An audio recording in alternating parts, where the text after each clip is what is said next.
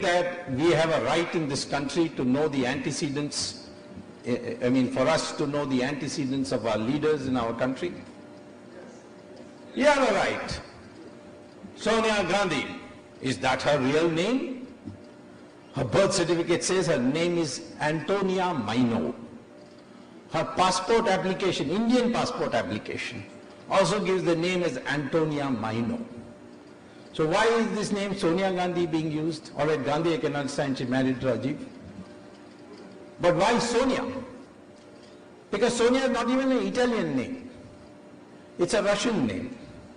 Antonia is an Italian name.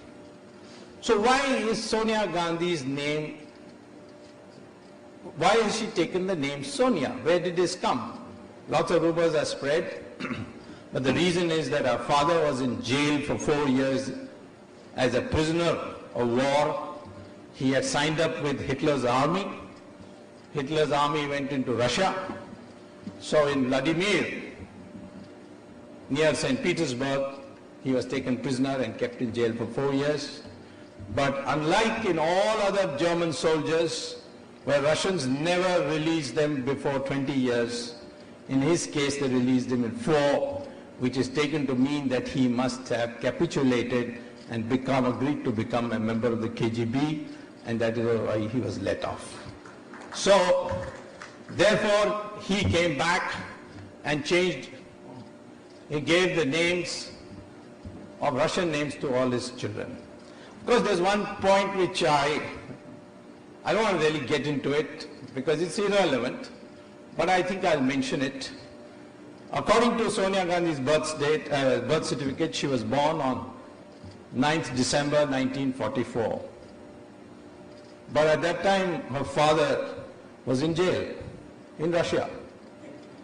Now, unless like Jesus Christ, some mystery, some immaculate conception took place, I'm not able to explain how this is possible, that she claims her father is Stefano Maino, when her father was in jail at that time. That leads to another mystery. In parliamentary records, Ms. Sonia Gandhi says she was born in Orbassano, near Turin.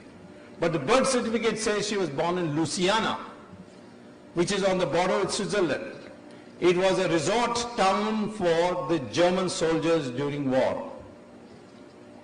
So why should you hide your place of birth unless you don't want your birth certificate to be known or you don't want people to investigate? So I leave that as an area of speculation which not connected with the... Of course, if she comes on court cross-examination, then the lawyers have a legitimate right to ask her, where were you born, on which date, who is your father, and where was he at that time. These are all permitted cross-examination.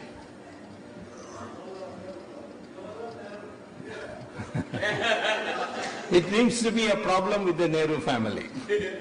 Nobody knows who's his father and who's his mother. Now, another thing is says that Sonia Gandhi faked her degree, Cambridge University. Is that wrong? I got a letter from the University of Cambridge.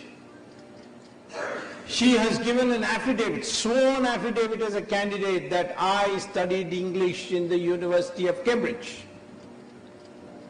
And I got a letter from the University of Cambridge that there was no such student, ever.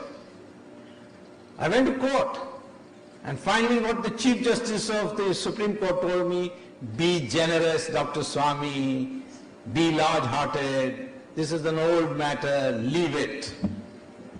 Of course, subsequently, Sonia Gandhi has dropped from her affidavit the claim that she was educated in the University of Cambridge. That itself is an admission of perjury, because in one affidavit you say you were, another affidavit you say you keep silent on it. It means that you have admitted perjury.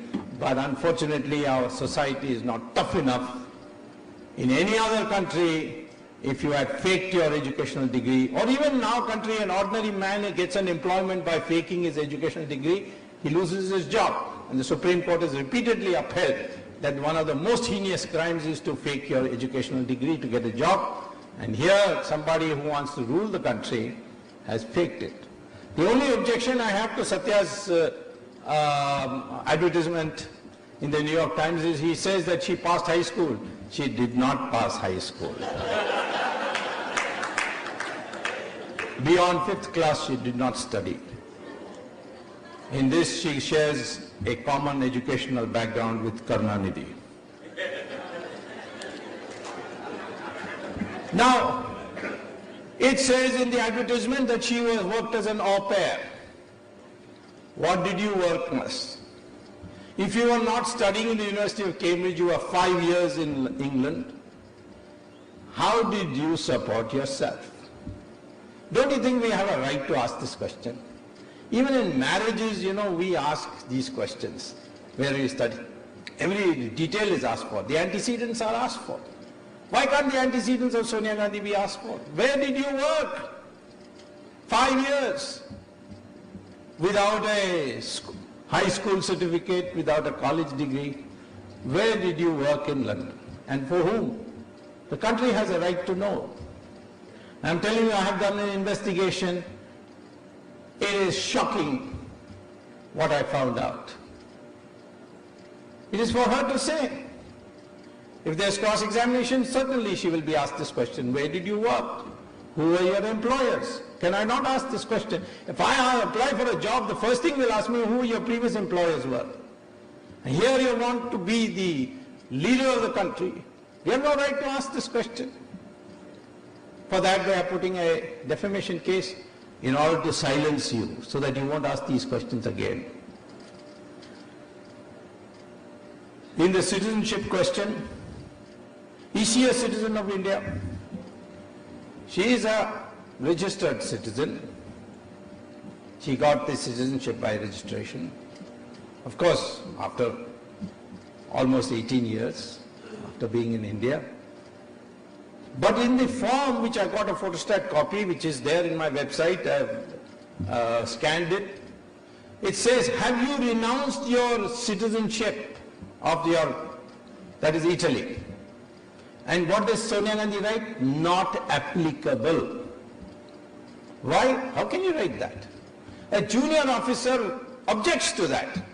Say, no, you can't write that. You have to present a certificate from your government to say that you have renounced your Italian citizenship. She produces a letter from the ambassador of Italy in Delhi saying that Sonia Gandhi has informed us that she has renounced her citizenship. And Indira Gandhi orders that should be accepted. Under Section 10 of the Citizenship Act, any irregularity found at any time in the citizenship forms filled out by the person is an offense and can lead to the cancellation of citizenship.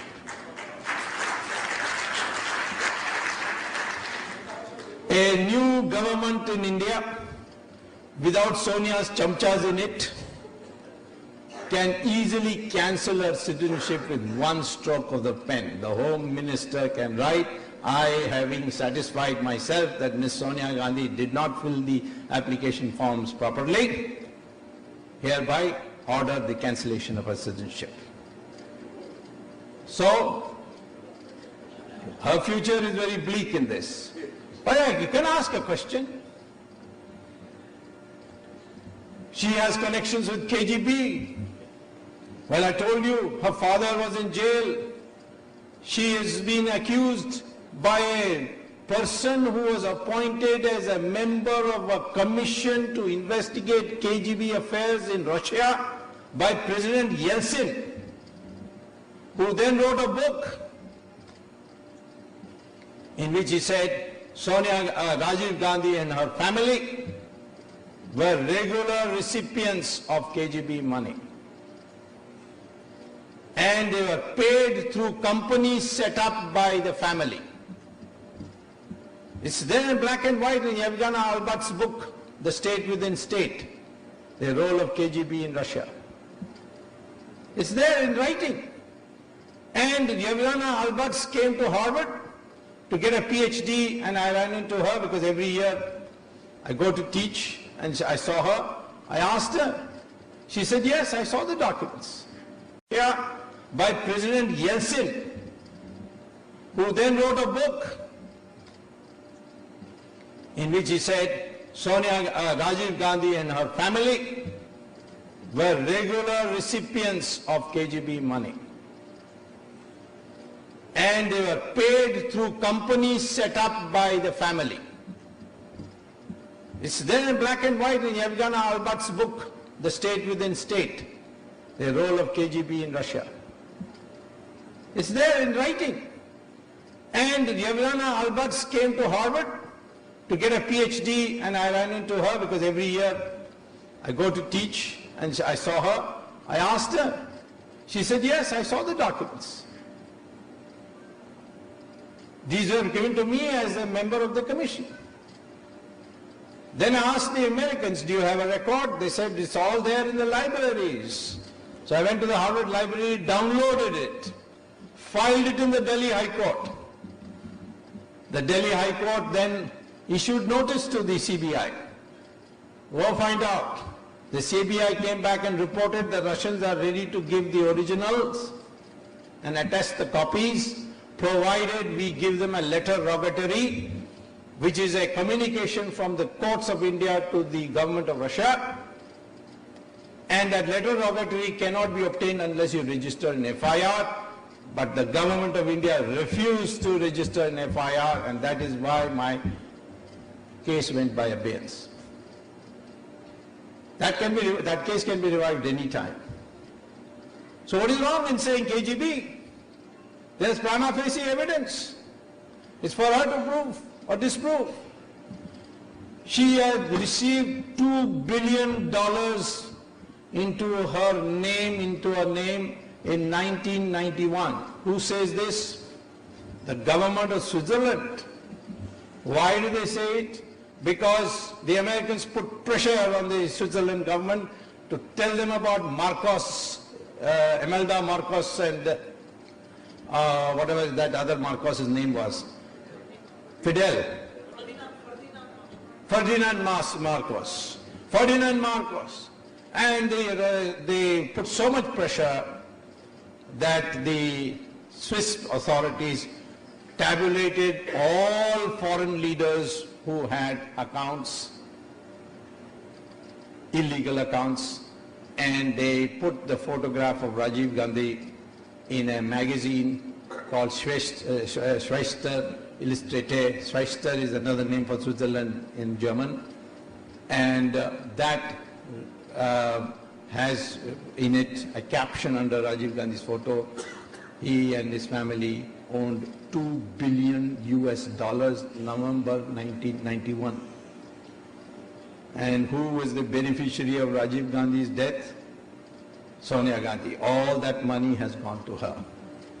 All the money of Indira Gandhi, Sonia Gandhi. Most of the money of Sanjay Gandhi, Sonia Gandhi. Death is very profitable for Sonia Gandhi. I would say that any criminal case, the first suspect is always the beneficiary. Someday we may have to find out. So what is wrong in asking these questions? Antique smuggling. Her sister, Anushka, that's a Russian name. Her real name is Alexandria. But father gave the name Anushka. She has two shops in Italy. One is called Ethnica, means Revolta, and another is called Ganapati, in the hometown of Sonia Gandhi's mother, or Bassano. And photographs have been produced, I've put it in court, and it shows antiques stolen from all over India. Who carted them there? The LTTE. People wouldn't believe me when I said that, but only now when the Italian government has announced that they have arrested 33 LTT persons in Italy, that people have come to know maybe there is something after all. Quattrocchi used to sell weapons to the LTT. And LTT has a huge presence in Palermo and in Naples and Milan. Now, of course, the Americans have got tough with them, so all the European governments are now cracking down on them, including Canada. So, anyway, antique smuggling. Why should the sister of Sonia Gandhi have an antique shop in the first place of Indian antiques? So that these are smuggled, they will be kept in the shop, then they will prepare bogus bills and take it to London and auction it with Sotheby's and Christie's. This racket also I documented, court was convinced, issued notice to the CBI. CBI went to Italy, Italy wrote back, give us a letter rogatory. Need an FIR for that. Government of India said no. We will not register an FIR. The matter is there. No further. So these are things which should shock you. Our own national wealth being squandered like this, taken abroad, stolen, put on Air India flights, using your government power to see it is not inspected. These are the things you brought, that this is a bogus Gandhi. She's not a real Gandhi.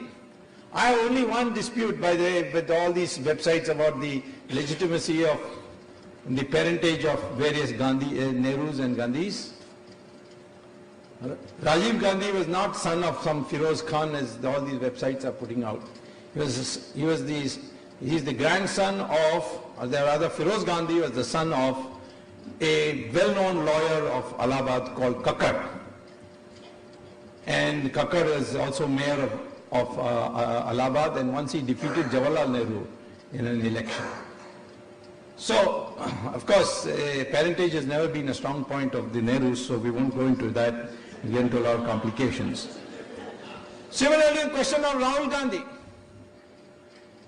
Why is he registered as Rahul Vinci, R-A-U-L-V-I-N-C-I, in some rock and roll Rollins College in Orlando or some place like that,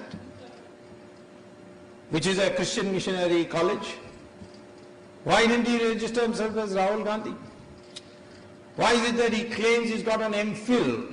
His name is not there as a student also. Then his name is not there in the exam and the registrar's office of those who have taken exam. For the year he has mentioned, 95. So how did he claim he's MPhil? He first originally came, he went to Harvard. Yes, he went to Harvard in the sense that when Rajiv Gandhi is Prime Minister, Hindujas gave $11 million to the Harvard Medical School, and on donors quota. He entered. Harvard has this quota, but then once you enter, then you have to compete. In 3 months, Harvard said, I don't think you really belong here. So he dropped out. So now he doesn't use the word Harvard. Unfortunately for him, someone like me is in politics in India who has long-standing connections with Harvard. Why do you tell lies like this? Because in our country we respect education. We respect the Pandit. So you tell a lie about your education. All of us work so hard to pass examinations, get a degree. These guys don't do anything and they put themselves a degree in front. Is Rahul a citizen of India? Well, he was born in India. But then the Italian law says that if your mother is an Italian citizen at the time of your birth, which is 1970, which time Sonia Gandhi was a citizen, then you automatically become a citizen of Italy. And the law in India says you cannot be a citizen of India unless you renounce the citizenship of another country. Rahul Gandhi has never renounced that citizenship because you are required by law to declare and give a certificate from the Italian government, I have renounced my citizenship. In fact, he uses an Italian passport in the name of Rahul Vinci. Any time tomorrow a government comes to power which is doesn't have their sycophants in that government, or those who are blackmailed by them in the government, then you will see Rahul Gandhi also, you can send him off saying, you're not a citizen of India. One of the things that they have secretly kept, which I have fortunately got now, Rahul Gandhi had gone and got admission in St. Stephen's College on two grounds. A, he was a Christian, in record, and B, he was a marksman rifle shooter. So on the sportsman quota he was given admission, not on grades. But he failed there because he couldn't pass the Hindi exam. And he is representing the state of Uttar Pradesh today. This is the person who needs to be shown that he has nothing to do with Gandhi. Gandhi was a man who became barrister, made a name as a lawyer in South Africa, gave it all up for the country. And you come with using that name, the Indians have a right to say you are an imposter, you don't belong here.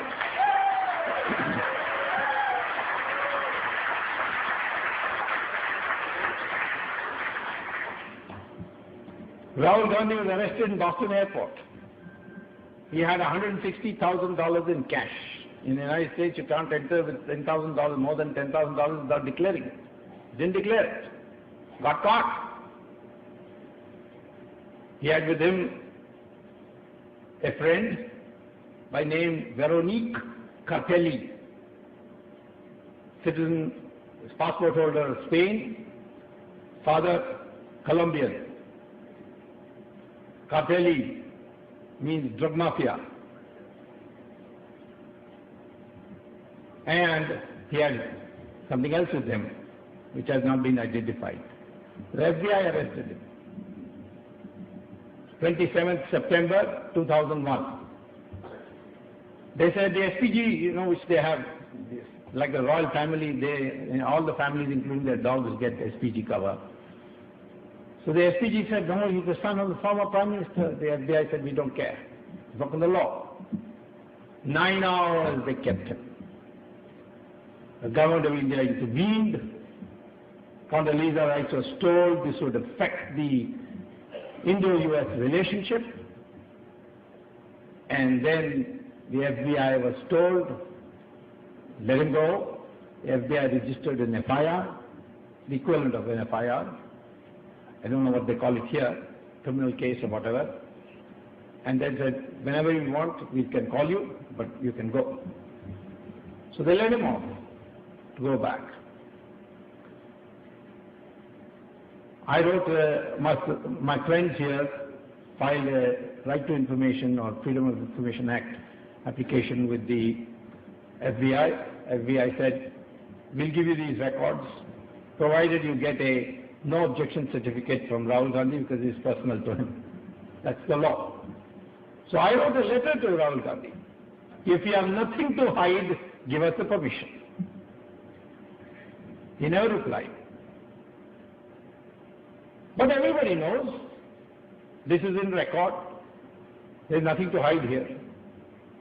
$160,000 in cash. How do you carry so much cash and what for? The only thing to be Indians have a right to know whether Rahul Gandhi is married or not. In his house in Tughlaq Road, Tughlaq Lane, there is a foreign woman there. Her name is Veronique Cartelli. Is he married to her or not married to her?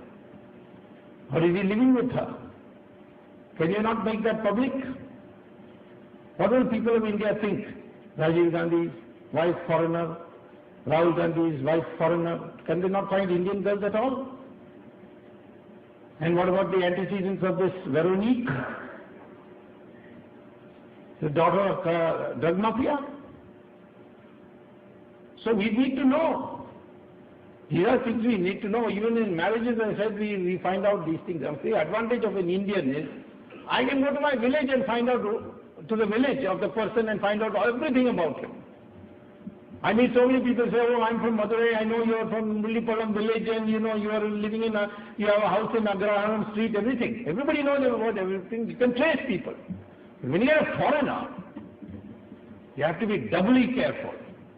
You have to be doubly watchful. Ever since Sonia Gandhi came to power, we find that the Hindu values are being degraded. Shankaracharya being arrested. Of course, Jayalalitha was the chief minister, but we know what extraordinary pressures were applied from Delhi. She should not have capitulated, but she did. In any case, she should not have put Shankaracharya in jail, because the criminal law provides for house arrest. They could have told the Shankaracharya, please stay in the ashram till the investigations are over. Somebody gives you a criminal complaint, you are bound to register it. I'm not saying don't register it. But why did you put him in jail with the criminals? But I know the pressure came from there. The arrest was done on Diwali day in Andhra Pradesh. Any time they could have said, the Chief Minister could have said, why Diwali day? Wait for 2 more days. Or in 2 days he was going back to Madras anyway.